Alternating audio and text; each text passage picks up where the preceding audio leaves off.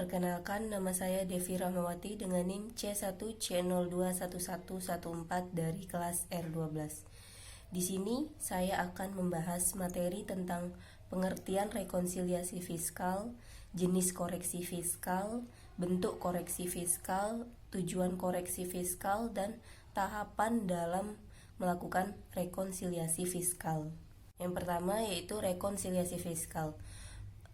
Koreksi fiskal sendiri itu merupakan kegiatan dalam pencatatan, pembetulan, dan penyesuaian yang harus dilakukan oleh wajib pajak.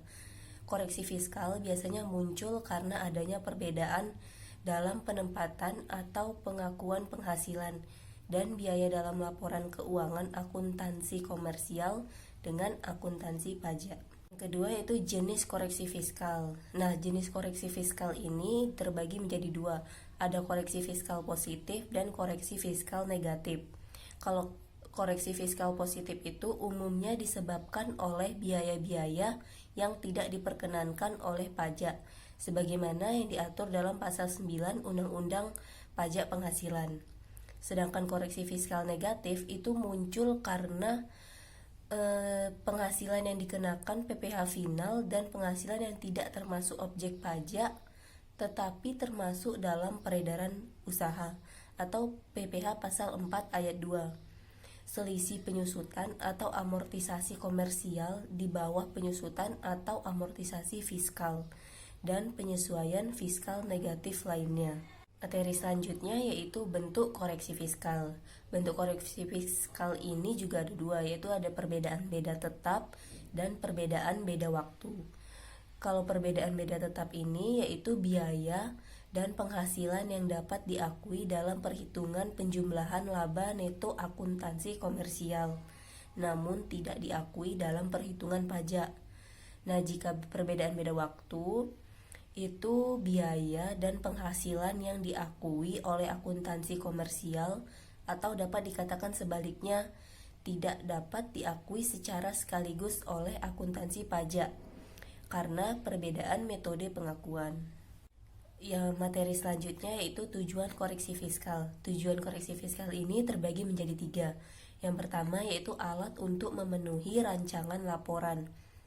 Nah, aturan dan regulasi yang sudah dikeluarkan oleh Dirjen Pajak yaitu bahwa acuan perusahaan untuk melakukan laporan keuangan perusahaan. Nah, supaya laporan keuangan perusahaan ini yang dibuat sesuai, maka perusahaan wajib melakukan koreksi fiskal untuk mengurangi kerancuan atau ketidaksesuaian antara laporan yang sudah dibuat. Lalu yang kedua ada meminimalisir kesalahan hitung pajak bisnis.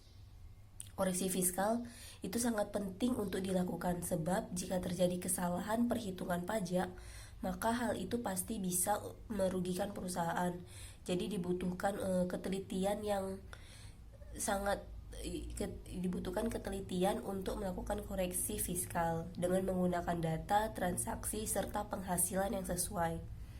Lalu yang ketiga ada cek ulang laporan yang dibuat. Koreksi fiskal ini dilakukan setelah pembuatan laporan keuangan. Lalu untuk memastikan kembali laporan yang sudah diserahkan itu dilakukan berdasarkan data-data yang ada dengan menyesuaikan transaksi yang terjadi di perusahaan. Materi yang terakhir yaitu tahapan dalam melakukan rekonsiliasi fiskal. Ada 5 tahapannya. Yang pertama yaitu mengenal lebih dulu penyesuaian fiskal yang diperlukan. Lalu yang kedua ada menganalisa elemen penyesuaian untuk menentukan pengaruhnya terhadap laba usaha kena pajak. Lalu yang ketiga ada mengoreksi fiskal dengan memantau angka koreksi fiskal negatif dan positif. Lalu yang terakhir ada menyusun laporan keuangan secara fiskal sebagai lampiran SPT tahunan pajak penghasilan.